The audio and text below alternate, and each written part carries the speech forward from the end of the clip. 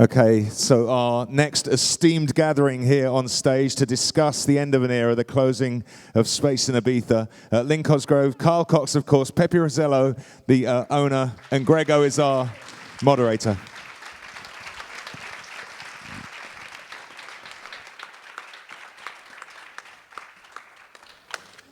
Good afternoon, everyone. Thanks for coming to this panel, which is going to be quite an emotional one, I think. My name is Grego, and I'm from Ibiza Spotlight. I don't think the panel needs an introduction, even though Pete's done one. You need a microphone, I think. We actually had a keynote interview with Pepe in 2011. Lynn and Carl did the questions that time, and that was very much kind of a story of Pepe's life in Ibiza, the 50s and 60s, his career as a DJ, when his records were even stolen for being contraband, his first steps as a club owner in San Antonio, and kind of at the end coming onto the history of space and the story of space. Today we want to focus solely on space. As all of you know, this year is the last year of space. We want to give some opportunity for the story to be told, and for Pepe, Carl and Lynn to plot us through the last 27 years and talk a little bit about the legacy and story of this legendary club. Pepe, thank you for being here today. How did the opportunity to start Space come? Where did this opportunity come from? Because the building was used before for something else, wasn't it?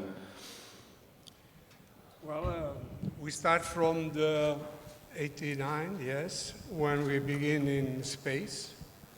It comes from before, since 55 years ago, I started in San Antonio. And after the experience in San Antonio, I moved to Playa de Mosa, where it was a family area for hotels, etc. And this place, the Space, was made just by conventions and concerts as well. A conference center as well. Yes, but it has no success at the moment, and I just smell that it was my opportunity, and that's how it begins. And why the name Space? Why did you call it Space? Well, a space at the moment where you know that they got to the moon. that was the reason to begin and to think about. So this was the time, and it was the main reason, really, because the experience to be at the moon, it was just something spiritual in a way, you know, that it has sense with communication, with radio, with to go in another second life, you know. That was altogether who makes it possible. And what was the idea you had? What was the concept you had for Space from the start? What was the philosophy you wanted and saw in this club?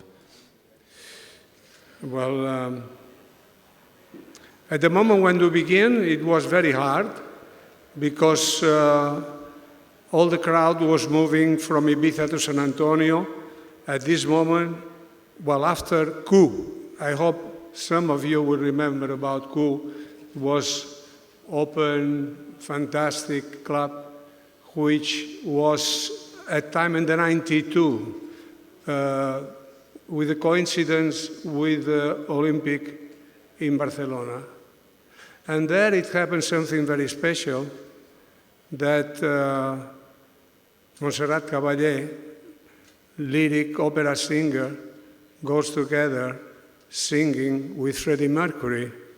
So they put together two different types of music, opera and rock, doing together and confirming my sensation, my experience that music is only one. This was a big step, growing up on music where everything was possible. It was made in a good sense, in a good character, and just to play on things happen to the whole world. In this case, Olympic Games in Barcelona, they were successful. Until now, Barcelona is remembering these Olympic Games who put Barcelona on the wave And I would say that if you go around the world, Barcelona is somewhere that everybody knows, everybody remembers, and it is still live from this big event. And when all the other clubs began to put roofs on their clubs, Space continued to be an open-air club and also a daytime club from the beginnings. This was an important part of what made Space different back from the early days. Well, at the beginning in Space, we were not very successful, I must say that, and it was hard. But the law, it was a bit made for the time. That means the law prevents at which time you can open, but not at which time. No, at which time you must close, but not at which time you can open. So we had to close at 6, but it was no law after 6. So the club was empty, clean, reopened again. At 8 o'clock, it was a big queue, entering again, and there was a big happening, the crowd who didn't want to finish the night, and the crowd who wants to begin the day. So we put them together, and we made a big spectacle on the terrace that they come for breakfast. The breakfast was from 8 to 10, and at 10, because the hotels near here, the breakfast was served, not compete with them, we started making dancing, the crowd dancing from 10 o'clock until 8. Carl, I want to bring you in. When was the first time you actually had contact with Space? When was the first time you went there as a clubber or as an artist? Yeah, well, basically from 1985 when I first went to Ibiza, and there was a magazine that came out called Disco International magazine, and they did an expose on all the clubs in Ibiza, including Space, which had just opened. So I really wanted to visit an island which had all these clubs, Amnesia, Coup at the time, and Coup at the time with the story that you just told. This was made news all over the world. The Freddie Mercury and Montserrat, they make this story at Ibiza, and Coup became probably the first VIP celebrity nightclub here in Spain. So for me, it had already legendary status, Coup. So at the time when I came over to Ibiza, one of the only places I wanted to go first was go and get myself a Coup T-shirt, which I did get, but it cost me like a week's worth of, well, it wasn't euros, it was pesetas, based on how much money I had to spend. But I really wanted to have that legendary Coup T-shirt, which fitted me at the time. So I've still got it now. I'm not sure if it will still fit me, but it'd be nice to find out if I had it. But you know, Coup was an amazing symbol. It was all about Ibiza. It was all about people going to that club and showing out. But also the interest of Space was amazing, because it did open up at 7 o'clock in the morning, and by 8 o'clock, Pepe, you're completely right, it was full of people ready to go inside a club. So I'm thinking, going inside a club, I mean, it's daytime, it's hot, what are you doing there? Well, I had to find out. Got myself in there eventually. I was one of those people in the queue, had my monies that I saved up for like 3 years, and got let in. The security, no cameras. We've got a camera in the cloakroom, and then the first thing you walk into is the terrace. The terrace is very nice, really nice people enjoying, the sunglasses on everybody, everyone dressed really well, enjoying the music, but background, you know. And I thought, well, this is nice, but I can hear something else. So you get up, you walk through into the dark room, which was the discoteca. DJ's playing really good techno music. It was dark, cold inside there because the air conditioner was cranking, and I just loved it. I thought, this is it for me. The club mecca of all time for me was this club, and that was my first experience of going to Space. When did you first encounter Space, Lynn? What was your first experience of the club? Oh my goodness. Really quite early on. I definitely turned up at 7 o'clock in the morning. Yeah, like 1985, 86. about that time. I'm slightly younger than Carl. So, but it is, and I just remember going there, and the DJ was faced against the wall on the bar, so he couldn't even look out to the terrace. He was looking at a wall. Jeremy Healy and Brandon Block were playing at the time, and it was the most surreal place I had actually ever been to. It's like, it just doesn't exist in life, you know. Pepe? I remember that Carl comes the first in space with React, don't you? Which year was it? React was 19... 85? it was... No, it wasn't 80, it was 95. 95. So when I first come to the island, it was 85, but when I came to space, it was when it opened, so 89.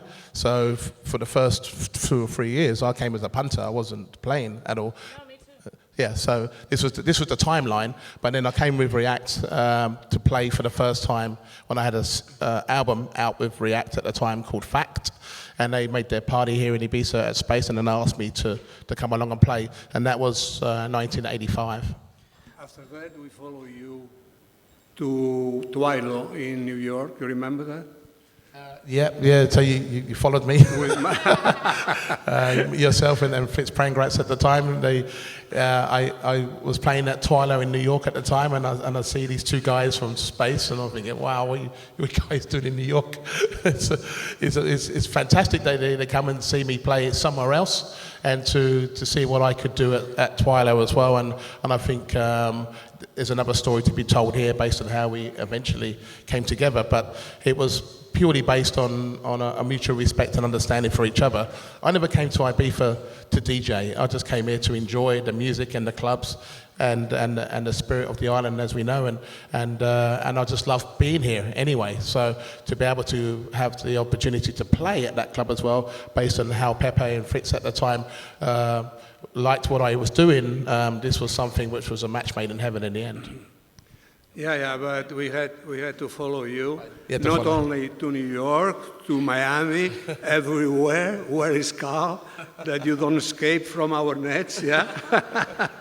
And we did have a roadblock in New York. We had a roadblock. The police closed the road down for Twilo because Carl was playing, and then it was just like, oh my God, how are we going to get people in? Yeah, I was slightly headhunted by Fritz and Pepe at the time. Well, Pepe, you certainly got him. And the Space Terrace, let's move to the Space Terrace, because the terrace, for a lot of people, is the most fundamental part of the Space story. It's the most famous part of what made Space successful. Why was that? What was so special about the terrace? Well, I think in Ibiza, the most of the crowd needs to feel a sort of aventura. When they come to here, they need to discover something that they prove that they have been in Ibiza and they had a different experience, a personal experience who has to see about connecting other people from other countries or for the same countries, but is a point of union from the crowd. So that this terrace was amazing because it was a point of adventure. It happens that it was before also 3 o'clock to close, then 4, then 5, then 6. It's been a sort of race about timing, always later and later. At this moment when it was 6 o'clock, it was putting together the moment to open the bars with the clubs. So we opened the terrace, and there was a miracle, real miracle. Everybody was happy, everybody was together, everybody did like it. It was an amazing time for Ibiza because it was one adventure every day that happened to remember. Also the crowd arriving, some of them, they come direct from the airport and leave the baggage there and they go to dance. Other people leave the baggage there and lost the flight. So things were happening, so that it was the place to be, forced to be there. Carl, I think you're synonymous with the Space Terrace as much as anyone. Can you try and describe a little bit about, for people who might not have been there and for those of us that were there, why it was special, what made it the way it was? Well, the thing was, at that particular time, 95, 96, I think it was, BBC Radio 1 were doing their weekenders here in Ibiza for the first time, or even the second time at that time. And Eddie Gordon, who was working for his company, West End Productions, in conjunction with Radio 1, Eddie asked me about, maybe create something on the terrace for the staff at Radio 1, after party style. What do you think about setting the room up? And I was like, well, I kind of went back to my mobile disco roots and decided, right, you know what? Let's get the turntables from behind the bar, and we put them at the back end of the terrace. We had the old table from somewhere up in the back of the shed or something, and we turn the speakers around onto the dance floor. We take all the tables and chairs away from the main floor area, so it became a dance floor, and we put the flag behind us, no LEDs or nothing, just a flag, and some pizza. I remember the pizza. Because we were hungry, man. I mean, it's afternoon. We need to eat. So the pizza come along. We make the situation. We set it up with the turntables and everything. And as people was coming in normally to the terrace, they could hear the music and the beat happening, and they could see that I was playing. Everything was going on. And then there's more people coming, more people, more. And it was, I don't know, 600, 700 people. I've never seen so many people on the terrace, because everyone that came at that time, in the early days wasn't so successful, but you could move around, lounge around, enjoy, go to the bar, get a drink. Now it's like this, and everyone was just having a great time on the terrace, and basically that's how it started. I mean, we have the early pictures of that, don't we, at some point, and of what it used to be like. And then when Pepe saw how it in the end played out, and then it was time for a DJ booth, time for some new monitors and everything else that went with it. But that's how it started. Because, I mean, as you say, the turntables were behind the bar originally. Yeah, and then after that, they never moved back, did they? Yeah. But these turntables were really old. And because of all the drinks optics, all the beer and everything, and it was all in the mixer and the turntable. It was sticky, and so we had to get a cloth, clean the turntables. Okay, we're good to go. So it was really rustic to begin with, for sure. And this I think it was a Radio 1 event. This Radio 1 event was only meant to be a temporary sort of thing, but then it became permanent, obviously. Well, the thing was, I mean, it was a great idea to begin with as a concept, because nothing really happened on the terrace at that time, apart from that you went there and you enjoyed the ideal of enjoying the music and people. One of the most amazing things really on that terrace, because it was open air and the club is along the flight path, people were cheering just because the plane was going across, because it was the sound of that was louder.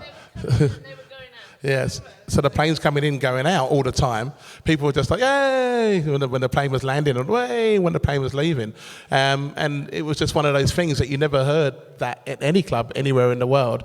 So that was also a very amazing symbol for Space if you were out enjoying the terrace. You remember with the vinyl who flies away? Well, the thing was, because at the time when I was playing for the beginning on the terrace, there was obviously no roof, but there was a bit of a wind coming through on the terrace. This is Radio 1, and by basically the way, we were live. recording Radio 1 live and everything. And the record I was playing at the time was One More Time by Daft Punk, and everyone was hands in the air, eyes closed, really enjoying the moment. And this wind basically came along, it basically took the vinyl and just lifted it and threw it into the crowd. I was just standing there going... But it landed. No, it came back. It came back. It came back. Because in the middle of the dance floor, people could see that the record was flying. They brought it back, put it back on, put the needle back on the record, and said, even God can't stop us partying. The act of God. So. And you told me, Pepe, here's the place to be, the DJ booth. And there it is. It was a pivotal moment, and then, of course, I went on to CDs and the computer after that. Amazing, though. Pepe, the terrace was obviously had its special place, but Sundays on the terrace at Space were perhaps the most special day. Why Sunday? What was special about the Sundays that made it extra special? Well, we had at the time we had Sunday at the Space, and then arrived Danny Whittle and Darren Hooks, and we visit home in London, and then we put Sunday at the Space or home, and we deal together for a couple of years. And this was the 22 hours exactly. non-stop. And this is the moment we start with these 22 hours, amazing.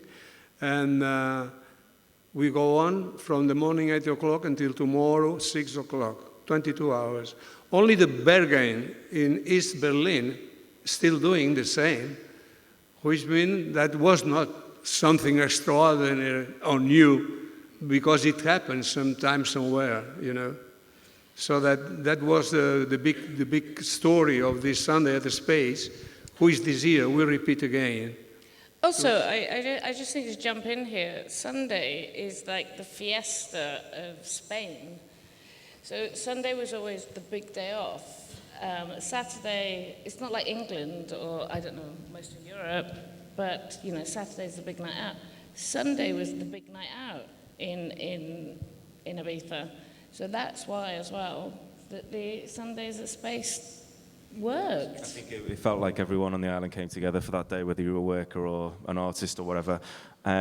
It was also then that because obviously Space was a daytime club, it was for the morning, but on that Sunday, all of a sudden, there was a lot of artists playing in the night, in the discoteca. So this was, for you, Carl, probably where the origins of having your own night began, because that was where those events started happening by night, and you probably could see that it would work like that as well for you. Yeah, well, I mean, for me, I did enjoy going to the terrace, especially in the early days, and playing on that terrace.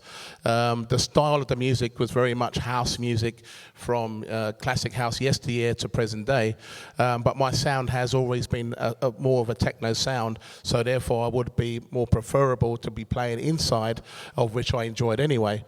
But this was a decision that basically we had to sit down and to see how we could elaborate on me playing in Space, because I couldn't play techno on the terrace. It wasn't possible to do that, and I didn't want to do that, but I did enjoy playing inside the club. So Space was never known for being a nighttime club. It was always known as an after-hour daytime club.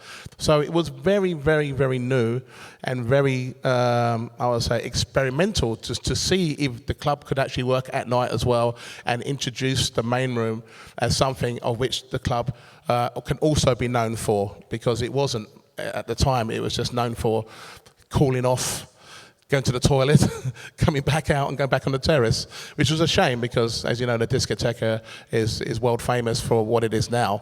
But at the time, it was never used as an initial venue. So that's when I got asked to do our night of what we do now. Lynn, can you tell us a bit about how the residency came about, what the idea was at the beginning? Holy shit.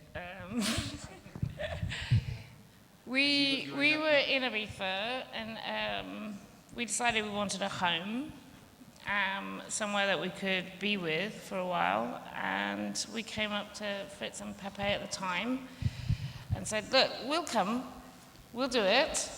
And we started on a Thursday, and it was terrible because I couldn't get him out of the swimming pool till Saturday, so the weekend gigs were gone.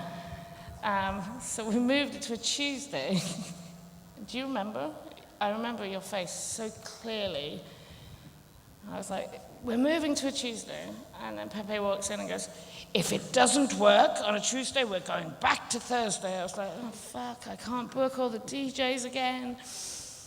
But it worked, didn't it? And it's been, yeah. And it's our home. I mean, Pepe has been amazing at giving us the freedom to do what we want to do, play who we want to play, not really question it too much. Sometimes he does, but you know. And we've just developed an amazing night, really. And you've allowed us to do that, and for that I'm thankful, because I don't think there's many people, even in this little island, that have the freedom to work with the owners and to develop. I mean, you should see some of the state-of-the-art gear we bring in on the night, with holograms and lighting and lasers and everything else.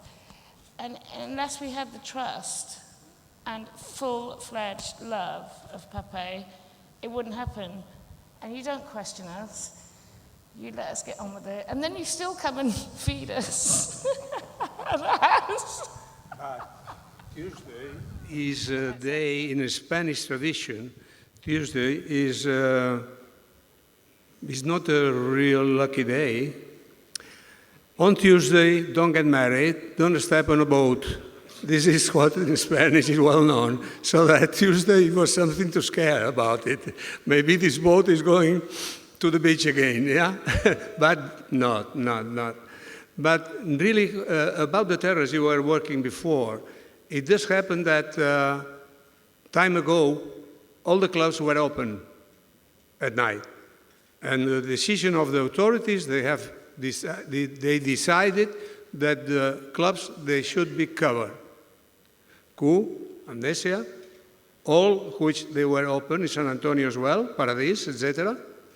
So that, because the music cannot spread outside of the building, don't disturb the neighbors. Okay, that was the politic at this time. And then it begins, we were opening at day, and they made, it was a big mess, because a lot of people, they were very jealous about our success. And they begin to kick the authorities, no, this is not possible, because during the day, and the people, they don't sleep, and so, and Christ. Then, sorry. Sorry. Again. So that they stop, you cannot open during the day. Okay, then we step on night. And night space was difficult because it was not a successful club at night. And then it begins these two angels in a help, and we drop in the night, and the night begins to be successful. We had already 2 parties going on hard, but also it begins the second turn. The music could not be spread outside, could not be open during the day. But what happened now? Before we had parties, 24 hours, no, not possible 22 hours, because only night, closing at 6 o'clock. During the day, no party. 4 years ago, during the day, party or no party? Party, eh? So we are again 22 hours again. So what happened here? I don't know. When you had to put a roof on the terrace, you put a roof on it, but then you built another terrace outside, so and made the club much bigger. So Lynn was saying before she had to put more people inside the club. I'll come in on this one because it gave me a heart attack. I pitch up to Ibiza, yeah, okay. Pepe goes, oh, I put a roof on the terrace. I'm like, right, what does that mean? Another 2,000 people in the club. Brilliant. So we've now got to put another 2,000 people. I was just like, holy, I called Carl, I was like, fuck. I'm like, we got to get a plan here. But then, what was brilliant, we went diversity. We went like Giles Peterson, we went drum and bass. We did a lot of experimental music that we couldn't have done before, but I kind of promoted it as a separate club, because I was like, if this one doesn't work, this one's still working, it's fine. And thankfully it did, and thankfully we're a musical club. So. Well, my story with Pepe with this, when we had our season where I used to play on the terrace on my own night on Tuesday, I played there 8 o'clock until 10, or it was 10 till 12. So I always still played the house music before I went inside to play in the discotheque. So when we left that year, Pepe said to me, he goes, Carl, I'm going to put a roof on the terrace. So that's it. He's going to put a roof on the original terrace. I go, okay, that's nice. He said, yeah, okay, on the original terrace. So, okay, so we go away, make a nice party at the closing party. Yeah, this is great. And then we come over early to see the developments of the roof on the terrace. So he shows us into the same place where the original terrace has been and how it all started. And we came into the room, and it was the same size as the room you're in now. It was twice the size. I'm thinking, where's the original terrace? Oh, Carl, it's over there. I'm thinking, no, but I don't understand. You made this terrace as well as this terrace. That means we need an extra 2,500 to 3,000 people. Do you know how hard it was to get even 4,000 people in the club, in that terrace? It was an incredible feat. But then to push us even further. So my question to you, Pepe, is why did you do it? Why? Tell us your craziness, please. Why? Well, total crazy, total. It was Total. super mad, I though, don't to know. get given a roof on a terrace and then say, oh, and by the way, your other terrace is over there. You're just like, what the fuck? Pepe still cannot explain it, but we had to step up to the challenge of, in the end of the day, making this work. Because the thing is, people were crying because the original terrace got changed. But what Pepe did is, so people don't cry, is that actually it's still here, but it's over there. So, and it's still there today as a sunset terrace. So the essence of the spirit of the club is still in that club, and it's the same, but it's not in the same place. But I really do like the expanse of the club, because it has changed as we've gone along with change in Ibiza. As we all know, it changes, and that was a big change for the club for sure. But I will say one thing, always with quality. Materials are just perfect. You have never skimped or scathed on anything to that club. It is beautiful. And for that, I will, from my heart of my heart, always love, always will. Yeah, because the new terrace, the sound system, the Function One sound system at Space is legendary. It's probably the iconic Function One system in the world, probably. And in terms of the diversification of artists, Carl, can you tell us a bit about the thought process of bringing some of the acts you did bring in? Well, the thing was, in the end of the day, the club had to be about what you experienced, and the sound system was definitely number one on the priority list. Because in the early days with Space, of course it was an amazing venue, but the sound systems was not that good. It was okay, but it wasn't that good. We wanted to make a great club to be a great club, and it had to have the sound system. And the thing is about having a great sound system, you had to have a company that would work within the constraints of what Pepe was allowing us to basically utilize. And as we grew as a club together, and our night especially, and so did the sound system, but the room itself. And I think because of your experience of going to Twilo, Pepe, that the sound was so good in Twilo because the room was good. It was sound acoustic treated. Sound acoustic treating any room is really expensive. But to do Space was really expensive because it's, the room in Space is 3 times the size, but he did it. So when you go into that room, it's like being in a professional studio, working studio in anywhere in the world. And then plus Tony's ideal of his sound system in that room, by far, for him and for all of us experience it, is by far the best you're going to hear it in any room in the world. And it was important for Space that we had this feeling about what we put into that room. It's been contested many times before that some people believe it is or it isn't, but I can tell you it is, and it still is, and it will be even more so this year. It won't be any louder, but it will have much more definition to the sound. Everywhere I go, I try to learn. I visit a club in London, in Paris, in Hamburg, anywhere.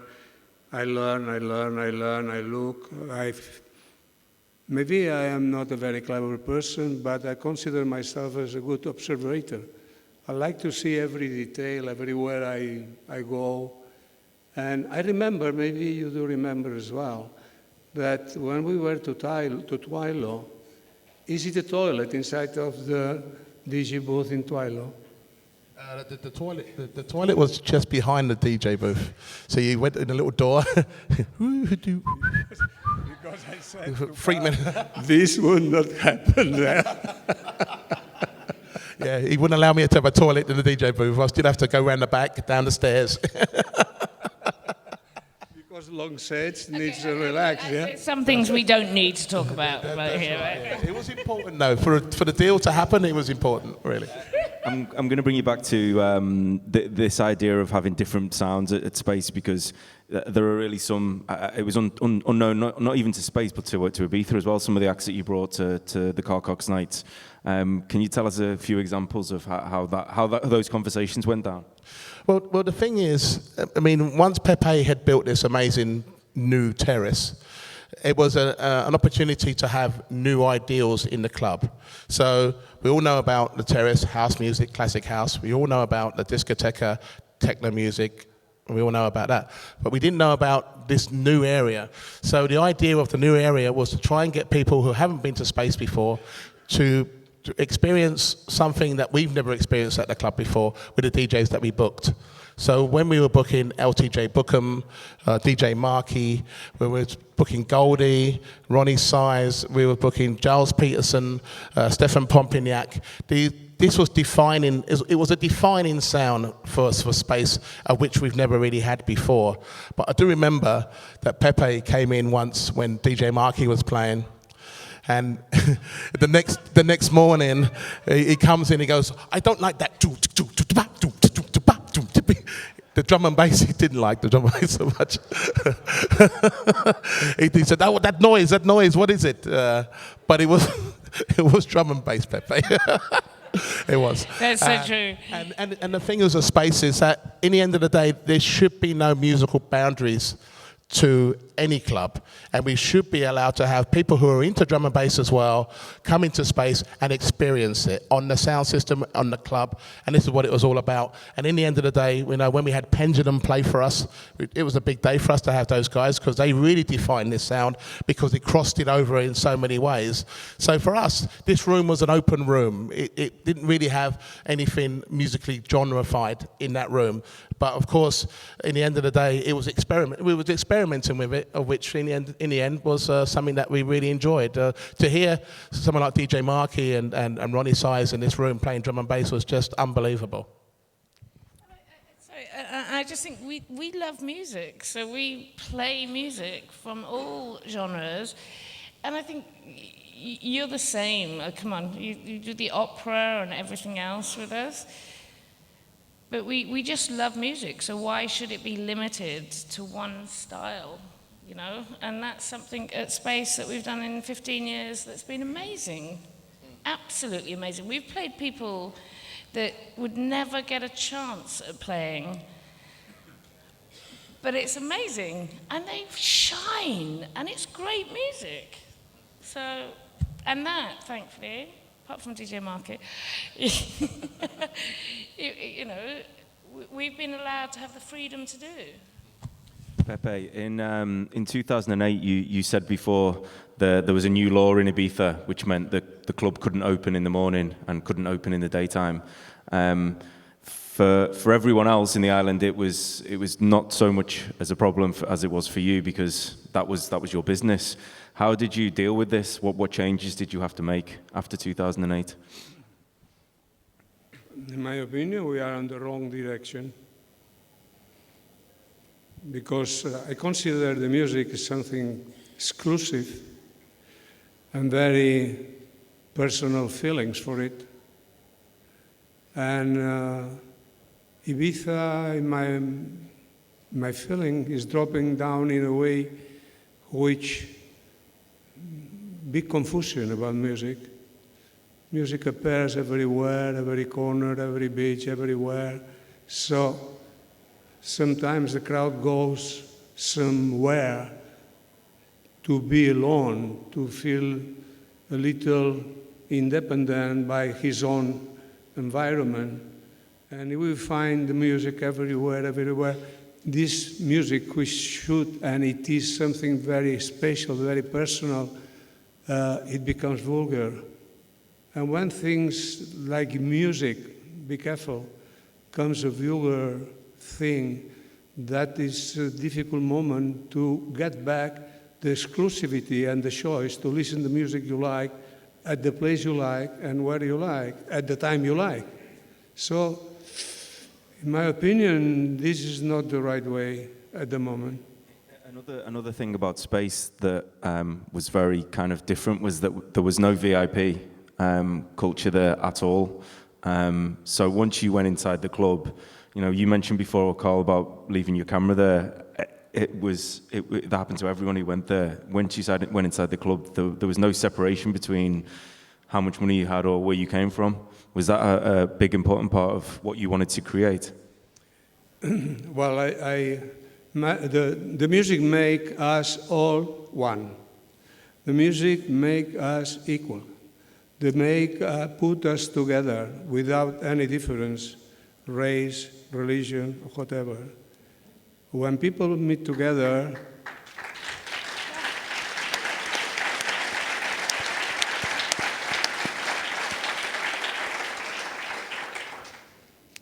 music is the only thing who put us together without any restriction.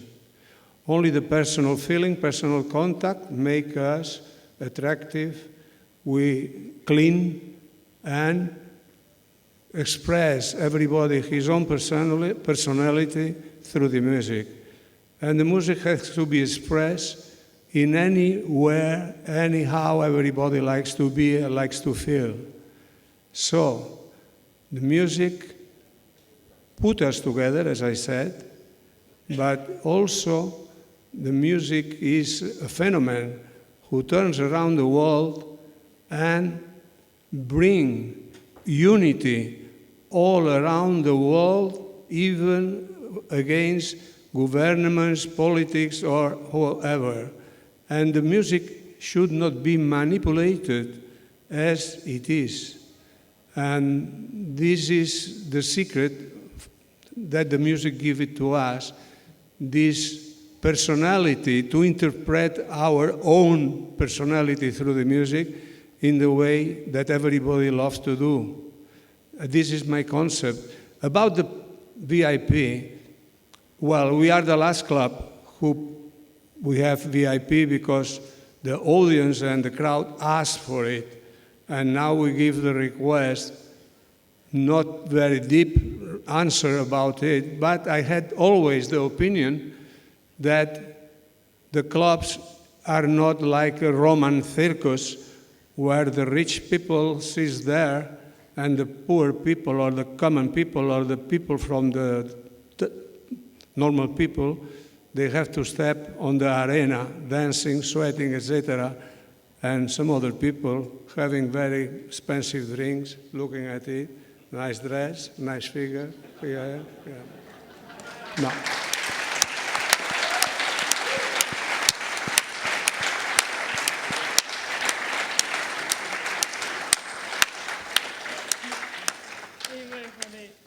I want to bring you in on the same theme, that ethos that Pepe's talking about and how important that is to Space.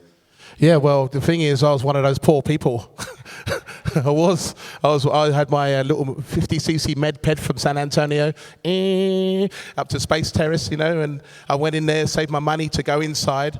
The thing is, even in the early days of Space, there actually was no VIP area. There was no. It wasn't. It was if you wanted. It was a street club. If you wanted to go and get a drink as a VIP, then you went with everyone else, and then while you're there, get me one. But that's how it was. It was all of us together. It saddened me a little bit that we had to kind of comply a little bit to the pander to the ways of people who wanted to spend money in the club. But the thing was for me is I'm still playing for the people who genuinely want to come inside the club because I was one of those people that Pepe was talking about. It has always been about the clubbers and it will always be about the clubbers. And for me, it's the reason why I keep doing what I do. I totally agree with that. I mean, one of the big ethoses from Pepe was it's a street club. Anyone can stand next to each other. And I could show you some photographs from his history where he's got Freddie Mercury standing next to him or some like dude. And it was always like that. It was never, and then eventually we did have a VIP, but we stuck him in a box at the roof. Like, yeah, go stay there. Go away. But it's been a street club. Has always been our thing. Well, on Tuesdays, definitely. It's always been a street club. Everybody is equal. Pepe, I wanted to ask you, because over 27 years, and there's a lot of people, I'm sure, who've been involved in making Space a success. Is there anyone you want to mention who's been really important or you want to bring up who's helped you along the way or been an inspiration to you? If I understood, you are asking to me if? Who is there anyone who has been involved in helping you make Space a success? Inspiration for music and for the club.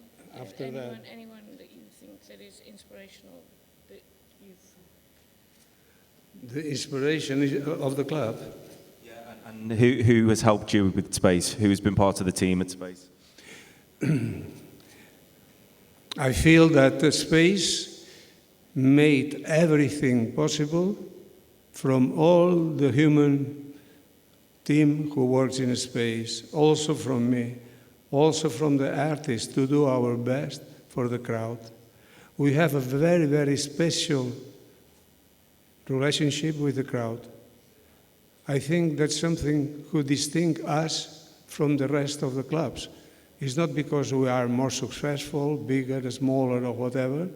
I think the respect and the love we have for the crowd is what make it possible, everything happening in Space. Really, I just admire and love and we do everything thinking on them all the time. Carl, you're kind of renowned for the connection you have with the crowd. It's part of what you do, really, and there's probably nowhere where that's more relevant than at Space. You know, you're on the mic regularly. It's almost become a trademark of yours. Well, in the end of the day, the oh yes, all came because of Space. In the end of the day, where did this come from? Tell us about this. Well, the thing was, for many years of playing electronic dance music, techno, garage, whatever, most of the DJs, even still today, don't physically connect with the crowd on a one-on-one basis. It's more to do with the music to the people, which is fine. But I actually want to know how you are. How are you feeling? You know, are you okay? If, you know, happy? You know, I want to know. So I bring the music down. Hola, ¿qué tal? Muy bien. Venga, vamos. Something. You know, everyone's like, yay. Oh yes. Boom.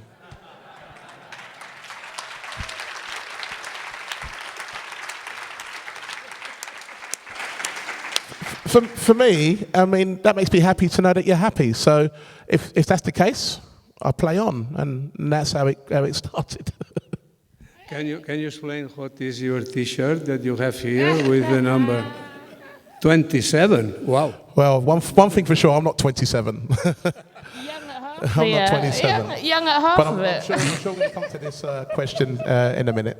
Yeah. Pepe, just on the same point, you also are very vocal on the microphone at Space parties, singing Happy Birthday is a kind of another trademark. He's amazing at singing Happy Birthday. Seriously. Happy. No. Oh, come on, yeah, why not? Let's do it. It's a very bad word. Now? Come on, do it. You want me to do now? Yeah. Oh, it's not my birthday yet. No, Well. he's amazing at singing this. Shall I do it? Yeah. Good. Happy birthday to you. Happy birthday to you. Happy birthday, dear Carl. Happy birthday to you.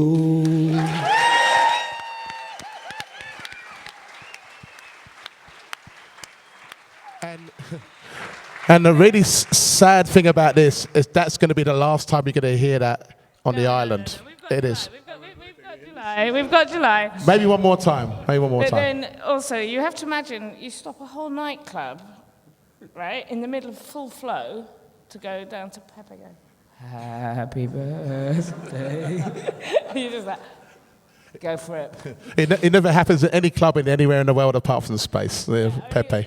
Yeah. We're kind of running out of time, so we're going to kind of bring this up to the present day. Carl, this is the last year. Discuss. Residency. Yeah. It's. Let's make it clear. I'm not leaving the island. I'm staying on the island.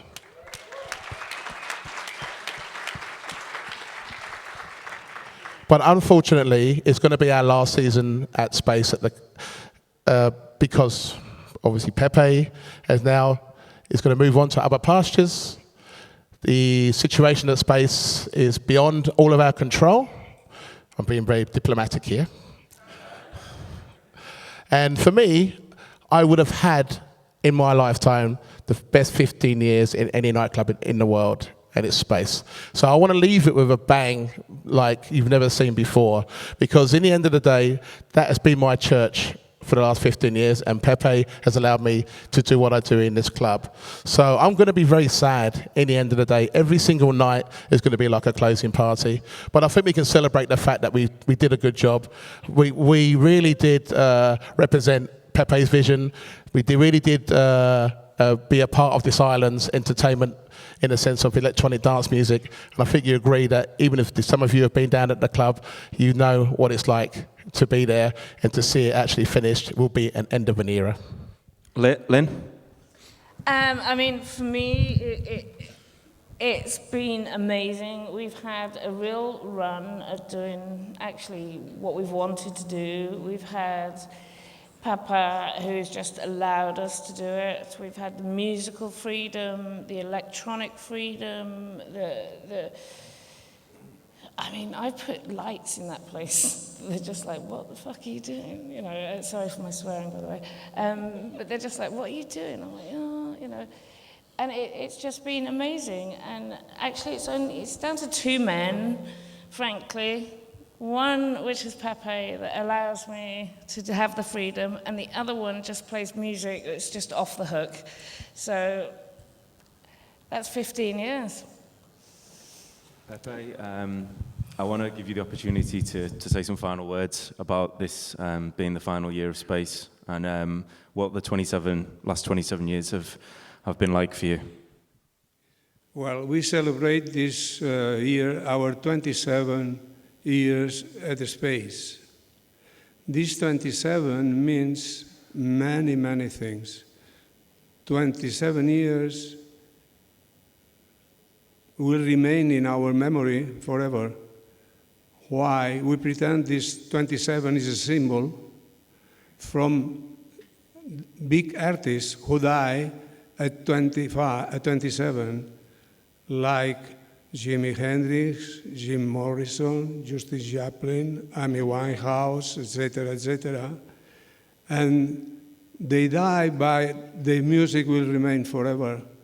So, for us, this 27 means that it's our last year, but all the sentimentals from the whole crowd who passed to Space, all the love, all the music from the artist, all the symbols about what did happen there will remain stick in there, gold, cover, iron, on the walls, everywhere. This spirit will remain forever inside of the clubs. This is my feeling, and this is why we adopt this 27 as a symbol who remains forever in Ibiza.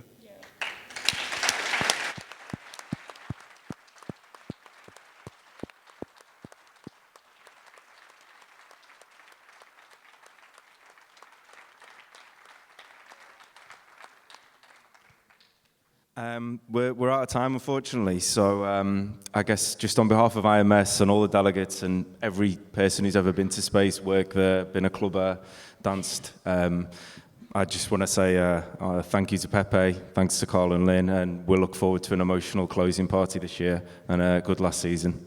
Thank you.